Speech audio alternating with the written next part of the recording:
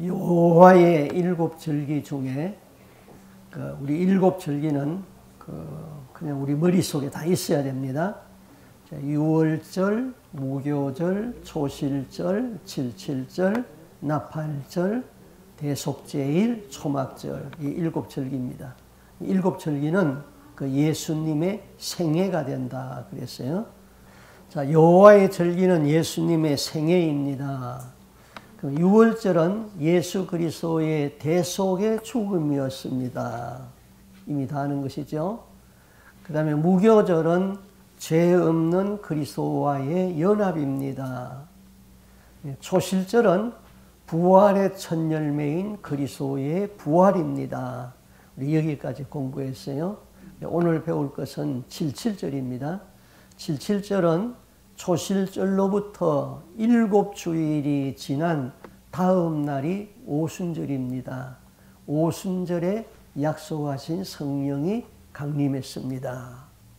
그리고 나팔절은 그리스도의 강림입니다. 그러니까 유월절은 유대력으로 유대달로 1월 14일. 그러면 유월절은 어린 양의 피로 구원받은 절기라고 그랬죠. 그런데 유월절 다음 날이 15일이죠. 그 15일부터 일주일 동안은 무교절입니다. 무교절. 무교절에는 누룩이 들어가지 아니한 빵을 먹고 썬나물을 먹고 그랬죠. 칠칠절은요. 성경을 다시 한번 읽습니다. 이스라엘 자손에게 말하여 이르라. 이것이 나의 절기들이니 너희가 성회로 공포할 여호와의 절기이라. 여호와의 절기들이니라. 첫째 달 열나흘 날 저녁은 여호와의 유월절이요. 며칠? 14일, 1월 14일 유월절이고 이달 15날은 여호와의 무교절이다. 15일부터 무교절이다. 그러니까 1회 동안 너희는 무교병을 먹을 것이요. 무교절이에요. 여호와께서 모세에게 말씀하여 이르시되 이스라엘 자손에게 말하여 이르라. 너희는 내가 너희에게 주는 땅에 들어가서 너희의 곡물을 거둘 때에 너희의 곡식의 첫 이삭 한 단을 제사장에게로 가져갈 것이요. 이것이 바로 곡식의 첫 열매. 무슨 절기죠? 곡식의 첫 열매를 드리는 절기? 초실절이죠. 초실절. 그럼 예수 그리스도는 초실절에 부활의 첫 열매가 되셨다고 그랬잖아요. 그럼 예수 그리스도의 부활을 상징한 거예요. 의미한 거죠. 첫 이삭 한 단을 제사장에게 드릴 것이요. 이것이 초실절이다 이거죠. 그럼 안식일 이튿날 곧 너희가 요제로 곡식단을 가져온 날부터 세어서 7 안식일의 수요를 채우고, 자, 무교절이 7일 동안이잖아요. 7일 동안. 그 무교절 안에 반드시 안식일이 있겠죠. 그럼 그 안식일 다음 날부터 7주일을 간다. 49일을 간다. 그래서 안식일의 수요를 채우고 7 안식일. 그래서 77절입니다. 77절. 7 안식일 이튿날 50일째죠. 50일을 계수하여 새 소재를 여호와께 드리고 이것이 오순절입니다. 오순절. 그럼 77절과 오순절은 다른 절기예요. 그렇지만은 77절 다음 날 오순절에 성령이 오셨다. 그게 중요한 겁니다. 네.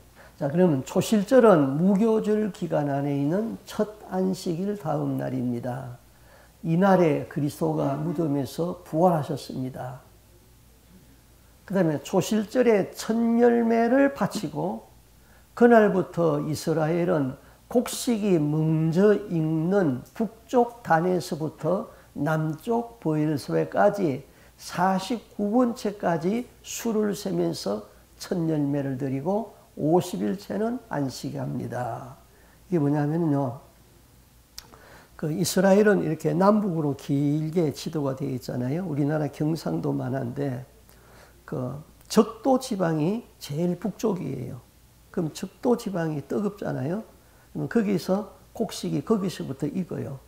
그래서 이제 날씨가 자꾸 남쪽으로 내려오면서 이제 적도 지방에서 멀어지니까 그럼 제일 북쪽에 있는 그 단에서부터 첫 열매를 드려요. 하루. 그 다음 날은 조금 밑에 내려와 가지고 다시 첫 열매를 드려요. 그래서 49일까지 세면서 내려가면은 매일 만조개가 그 브엘세바가 돼요. 그 브엘세바에서 첫 열매를 드려요. 49일까지 첫 열매를 드리고 50일째는 세지 않아요. 그 50일째가 바로 오순절이다 이 말입니다. 7절 다음이 50일째 오순절이다.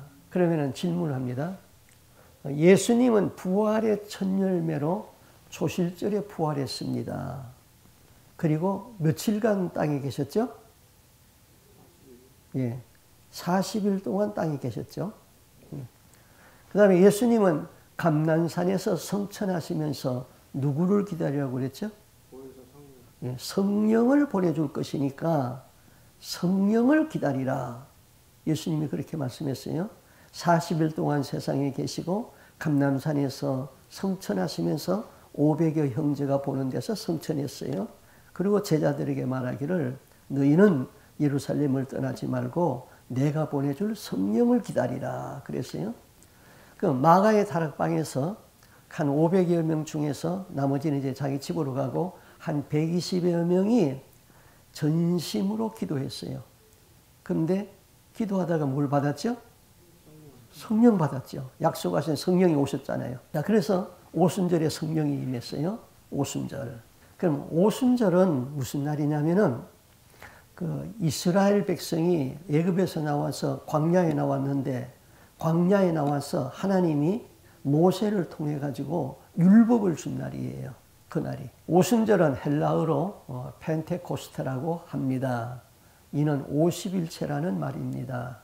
이스라엘 자손이 애굽 땅에서 나올 때부터 50일째 광야 시내산에 도착한 날입니다. 바로 이날 하나님께서 이스라엘 백성에게 율법을 수여했습니다. 그래서 오순절은 율법을 수여받은 기념일입니다. 그러니까 율법을 받고 성령이 오시고 굉장히 밀접한 관계가 있어요. 그래서 성경학자들은 말하기를 성령은 말씀의 수레를 타고 역사한다. 성경학자들의 말이에요. 말씀이 없으면 성령이 역사하지 않아요. 말씀과 함께 성령이 역사한다. 이거죠. 그 다음에 오순절은 이웃에 대한 사랑을 실천하는 절기예요. 이웃에 대한. 자, 이스라엘은 초실절에 밀이나 포도를 수확할 적에 고아나 과부, 가난한 자를 배려하도록 했습니다. 배려하도록. 자, 성경 우리 같이 읽어보겠습니다. 레위기 19장 9절 시작. 너희 땅에 곡물을 벨 때에 너희는 반 모퉁이까지 다 거두지 말고 너희 떨어진 이삭도 줍지 말며. 신명기 14장 19절. 네가 밭에서 곡식을 벨 때에 그 한 몫을 밭에 잊어버렸거든 다시 가서 취하지 말고 객과 고아와 과부를 위하여 버려두라. 또 네가 포도원에 포도를 딴 후에 그 남은 것을 다시 따지 말고 객과 고아와 과부를 위하여 버려두라. 이게 왜 의미예요? 자, 밀을 벨 적에, 보리를 벨 적에 이삭을 주면 안 돼요. 그 다음에 이삭을 좀 일부러 떨어뜨리라고 그랬어요. 다음에 실과의 나무를 딸 적에 다 따지 말고 혹시 덜 딴 게 있는가 하고는 살펴보지 말라 그랬어요. 왜 그랬을까? 추수 때에 아래와 같이 하라고 그랬어요. 첫째, 가난한 자를 생각하고 반 모퉁이에 곡식을 남겨두라. 가난한 자가 그거를 배갈 수 있도록. 다음에 잊어버리고 배지 않았거나 묵지 않은 곡식을 챙기지 말아라. 그 다음에 이삭을 줍지 말아라. 곡식의 단을 묶을 적에 일부러 곡식을 좀 흘려두라. 잊어버리고 따지 않은 열매를 살피거나 따지 말라. 이러한 명령을 주신 이유가 뭘까요? 이것은 가난한 자, 고아, 과부, 소외된 자에게 선을 행하라는 것이죠. 그래서 오순절 성령의 역사와 선행의 역사는 굉장히 중요한 거예요. 성령이 오시고 주님 오시는 재림의 그날까지 주님이 기뻐하시는 이런 땅끝까지 복음을 전하라고 그랬죠. 성령이 임하면 너희가 권능을 받고 예루살렘과 유대와 사마리아와 땅끝까지 이르러서 내 증인이 되리라. 그러니까 복음을, 성령이 임하면 복음을 전하는 일이 첫 번째고, 그 다음에는 해야 할 일이 가난한 자, 소외된 자를 돌보는 것이 주님이 우리에게 맡겨주신 일입니다. 이 두 가지를 우리는 주님 오시는 그날까지 항상 행해야 돼요.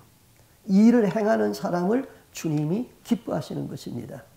자, 그러면 이제 오순절에 성령이 강림했다고 그랬잖아요. 오순절에 성령이 오셨어요. 이거는 벌써 BC 800년경에 선지자 요엘이 그 성령이 오실 거를 이미 예언한 말씀이에요. 그래서 예수님이 나의 영을 보내줄 것이라고 한 그 성령이 오순절에 오게 되죠. 같이 요엘서 2장 28절 같이 읽습니다. 그 후에 내가 내 영을 만민에게 부어주리니 너희 자녀들이 장래일을 말할 것이며 너희 늙은이는 꿈을 꾸며 너희 젊은이는 이상을 볼 것이며 그때에 내가 또 내 영을 남종과 여종에게 부어줄 것이라. 요엘이 그렇게 이제 성령을 우리에게 보내준다 예언했어요. 그런데 예수님은 십자가를 지시기 전날에 제사장들에게 내가 가면은 이제 보혜사 성령을 보내줄 것이라 그렇게 이제 예수님이 말씀했잖아요. 예수님이 이제 성령을 마지막 만찬을 하시면서 그 성령에 대해서 말씀했어요. 우리 한번 쭉 읽어보겠습니다. 내가 아버지께 구하겠으니 그가 또 다른 보혜사를 너희에게 주사 영원토록 너희와 함께 있게 하리니. 다른 보혜사가 누구죠? 성령. 그 보혜사라는 말은 부르다, 곁에 합성어거든요. 성령이 내 곁에 오셔서 나를 도와주시는 분. 성령의 별명이 보혜사. 같이 읽습니다. 내가 아버지께 구하겠으니 그가 또 다른 보혜사를 너희에게 주사 영원토록 너희와 함께 있게 하리라. 성령은 영원토록 우리와 함께 있는다. 같이 읽습니다. 그는 진리의 영이라 세상은 능히 그를 받지 못하나니 이는 그를 보지도 못하고 알지도 못함이라. 그러나 너희는 그를 아나니 그는 너희와 함께 거하심이고 또 너희 속에 계시겠음이니라. 성령이 우리 안에 와 계신다. 같이 읽습니다. 그러나 내가 너희에게 실상을 말하노니 내가 떠나가는 것이 너희에게 유익이라. 내가 떠나가지 아니하면은 보혜사가 너희에게로 오시지 아니할 것이요 가면 내가 그를 너희에게 보낼 것이니라. 예수님이 떠나는 것이 유익하대요. 그럼 예수님이 떠나야지 성령이 오신대요. 그러면 왜 유익할까요? 한번 생각해 보세요. 간단히 한 가지만 생각해도 예수님은 이 시간과 공간의 역사 현실 안에 들어왔잖아요. 그래서 예수님이 여기 계시다가 또 다른 데로 가려면은 걸어서 가든지 배를 타고 가든지 가야 만나잖아요. 근데 성령은 어떻게 해요? 시간과 공간에 제한을 받지 않지요. 성령이 여기 오셨는데 동시에 한국에서도 성령이 임하죠. 성령은 시간과 공간에 제한을 받지 않고 역사하죠. 그래서 내가 가는 것이 너희에게 유익하다. 그 유익한 것의 하나의 예가 될 수 있겠죠. 그 다음에 이제 예수님은 성취하시기 전날 제자들에게 예루살렘을 떠나지 말고 성령을 기다리라. 그렇게 말씀했어요. 읽습니다. 성경. 사도와 함께 모이사 그들에게 분부하여 이르시되 예루살렘을 떠나지 말고 내게서 들은 바 아버지께서 약속하신 것을 기다리라. 요한은 물로 세례를 베풀었으나 너희는 몇 날이 못되어 성령으로 세례를 받으리라 하셨으니. 요거 기도 제목으로 삼으세요. 성령으로 세례를 받으라. 그럼 이 원문은요, 성령으로 침례를 받으라 이거예요. 세례는 물을 이렇게 뿌리는 거잖아요. 침례는 물속에 들어가는 거잖아요. 그래서 나는 예수님한테 기도할 적에 이렇게 기도합니다. 예수님, 성령으로 침례를 받게 해 주옵소서. 성령으로 충만히 침례를 받게 해 주옵소서. 여러분, 성령 침례 받은 경험이 있습니까? 성령이 내 안에 충만히 들어와가지고는 내가 성령 안에 들어가 버렸는지 성령이 내 안에 왔는지 분간이 안 되는 이 성령 침례가 우리에게 없었단 말이에요. 개중에 어쩌다가 한두 사람 쓰면 한 번은 성령 침례 받은 일이 있겠죠. 그래서 성령 세례라고 하지 말고 그냥 성령 침례를 받게 해 주옵소서. 그 기도 제목으로 잡고 기도해야지 성령이 충만히 오십니다. 예. 자, 성령으로 세례를 받으라 하였느니라. 그 다음. 그런데 이제 예수님이 이렇게 말씀하시고, 40일째 되는 날에 예수님이 성천하셨다고 그랬잖아요.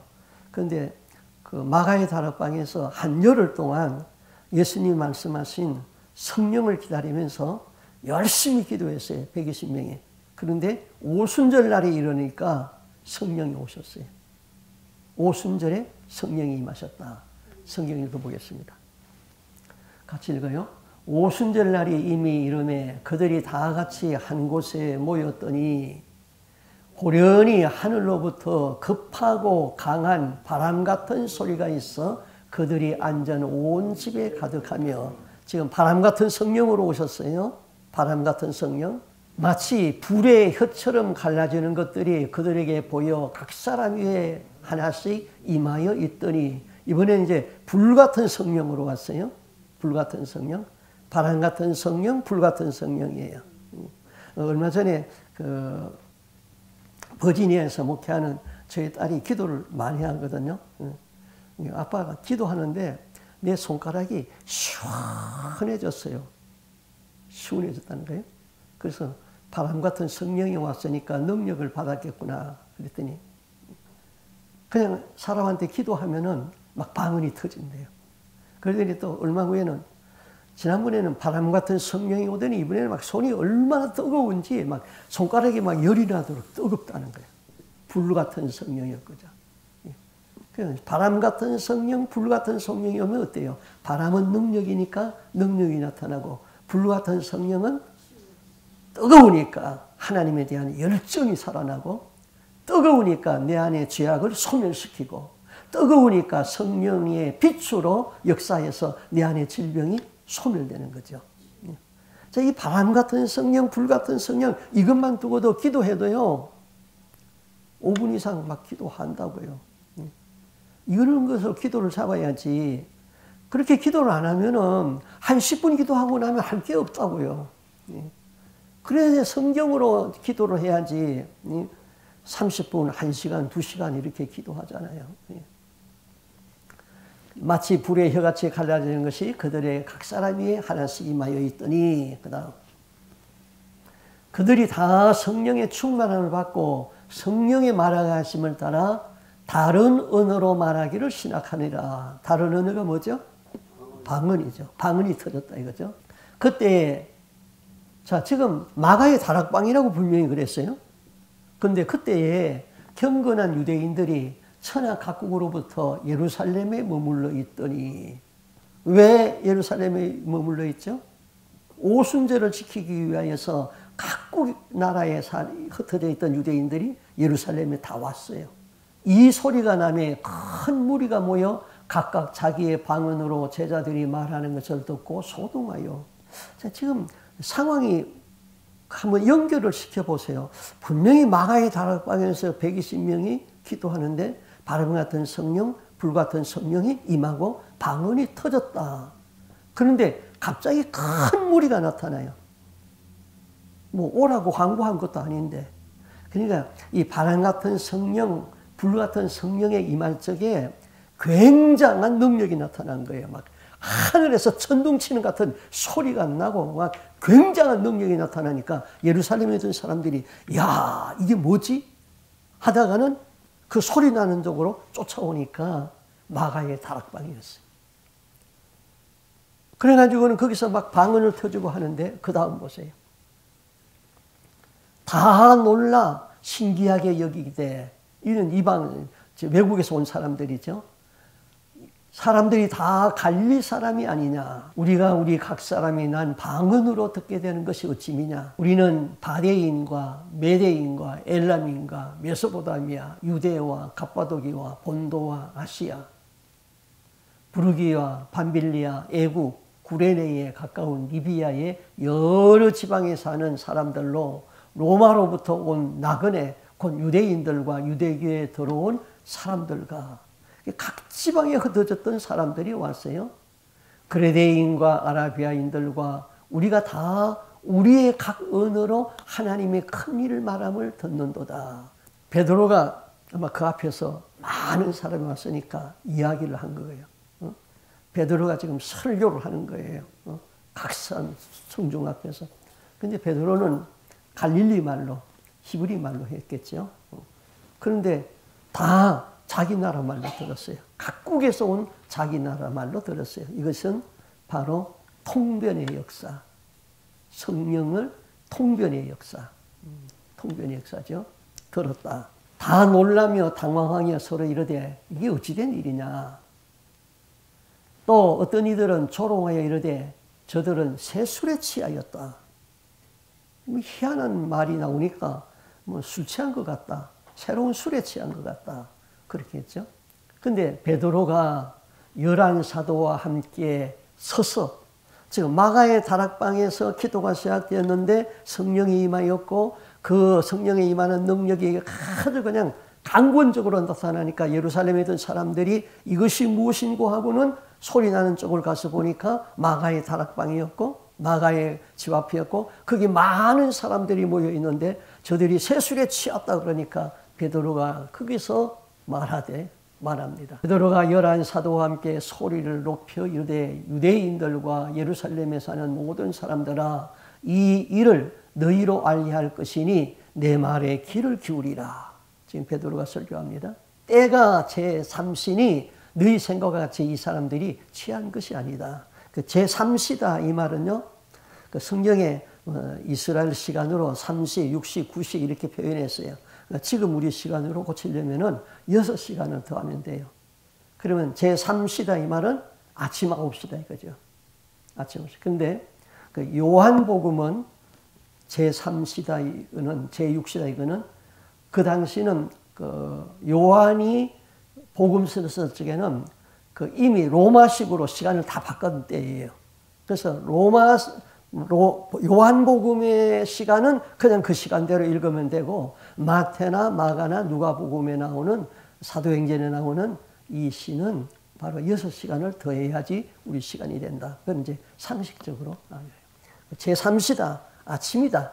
이는 곧 선지자 요엘을 통하여 말씀하신 것이니 일러서되 하나님이 말씀하시기를 말세에 내가 내 영을 모든 육체에 부어주리니 너희의 자녀들은 예언할 것이요 너희의 젊은이들은 환상을 보고 너희의 늙은이들은 꿈을 꾸리라.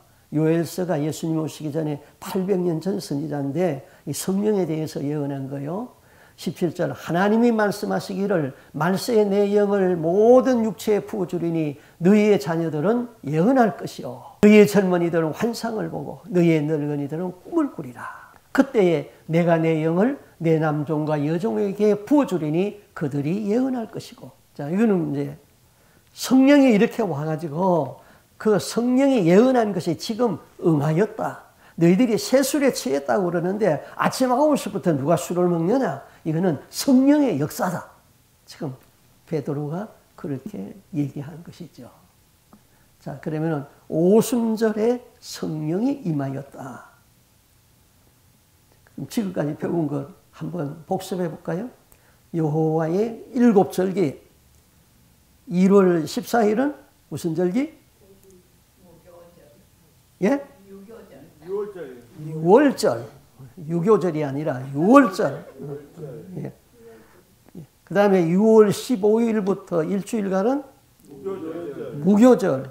무교절 안에 첫 번째 안식일 다음 날은 초실절. 초실절에 예수님이 부활의 첫 열매로 부활하셨다. 그 다음에 그날부터 7주일을 지나면은 77절. 77절 다음 날은 오순절, 오순절에 성령이 임하였다.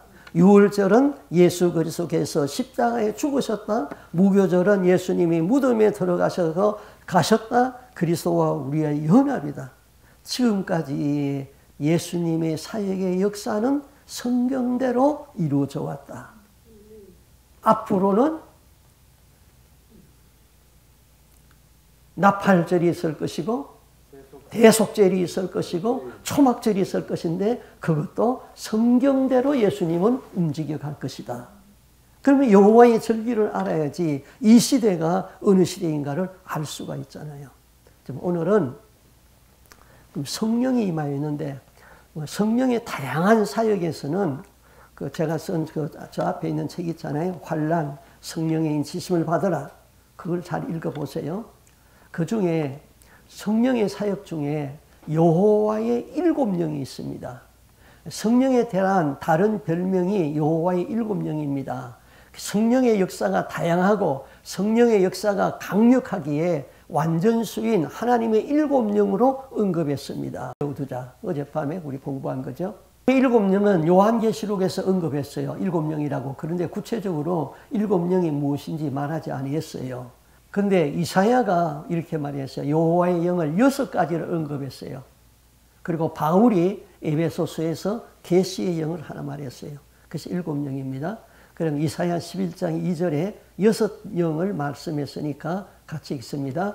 그의 위에 여호와의 영, 곧 지혜와 총명의 영이요 모략과 재능의 영이요 지식과 여호와를 경외하는 영이 강림하시리니. 에베소 1장 12절 우리 주 예수 그리스도의 하나님의 영광의 아버지께서 지혜와 계시의 영을 너희에게 주사 하나님을 알게 하시고. 자, 그러면 여호와의 영, 이사야가 말한 6가지의 영은 지혜, 총명, 모략, 재능, 지식, 여호와를 경외하는 영이에요.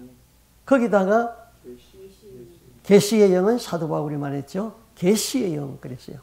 그러면은 솔로몬이 받은 은사는 지혜와 지식의 영을 솔로몬이 받았죠. 그 다음에 우리 자녀들이 여호와의 영에 충만해야 되는데 3가지는 받아야 돼요. 지혜와 총명과 재능은 있어야 돼요. 자녀들을 위해 기도할 적에는 지혜와 총명과 재능의 영을 저들에게 허락하여 주시옵소서. 어려서부터 기도를 해야죠. 그 다음에 목회자가 된 사람들에게는 계시의 영이 있어야 되죠. 계시의 영. 하나님께서 계시의 영을 주어야지 성경이 열려지고 성경의 깊은 뜻을 알 수가 있게 되죠. 계시의 영이 있어야 되죠. 그 다음에 우리 모든 성도들은 무슨 영을 가져야 돼요? 여호와 경외하는 영을 가져야 돼요. 여호와 경외하는 영이 있어야지 좀 주님에 대한 뜨거운 마음도 있고 주님을 두렵게 생각하고 예배하고 그러죠. 여호와 경외하는 영이 없으니까 너무나도 아니라고 신앙생활 한단 말이에요. 그래서 기도할 적에 여호와 경외하는 영으로 나에게 충만하여 주시옵소서. 이 기도 제목을 잡아야 돼요. 우리 기도가 너무 부족해요. 너무 부족해. 복음이 아무리 성경적으로 잘 증거되어진다 해도 내가 기도로 부합하지 아니하면은 말씀 증거하는 거하고 나하고 관계가 없어져 버린단 말이에요. 기도하는 시간을 정해놓고 기도를 해야 됩니다. 자, 다시 한번 7가지의 영을 우리 한번 딱 메모리 합시다. 시작. 지혜, 총명, 모략, 재능, 지식, 여호와를 경외하는 영, 계시의 영. 이것을 우리 기도 중에 구할 수 있기를 바랍니다. 여호와 경외의 영을 구하십시오. 신학 박사는 주님과 아무런 관계가 없습니다. 그래요. 신학 박사, 철학 박사, 예수님과 전혀 관계가 없어요. 그러나 여호와 경외하는 경외학 박사는 누구나 받을 수 있고 주님이 기뻐하시는 일입니다. 여러분은 신학 박사 안 받아도 괜찮고 여호와 경외하는 경외학 박사는 꼭 받으시기 바랍니다. 한번 우리 공부한 것을 이제 복습합니다. 같이 읽습니다. 유월절은 예수 그리스도의 십자가의 죽음으로 그리스도의 피로 구속함을 의미합니다. 무교절은 죄 없는 그리스도와의 연합입니다. 초실절은 그리스도의 부활에 동참하여 생명의 부활로 나오는 것입니다. 오순절은 성령 강림과 사랑의 실천입니다.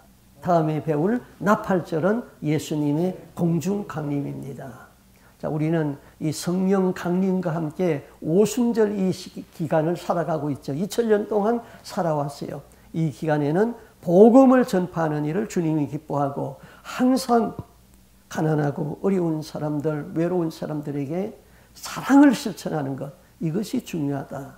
그걸 꼭 기억할 수 있기를 바랍니다.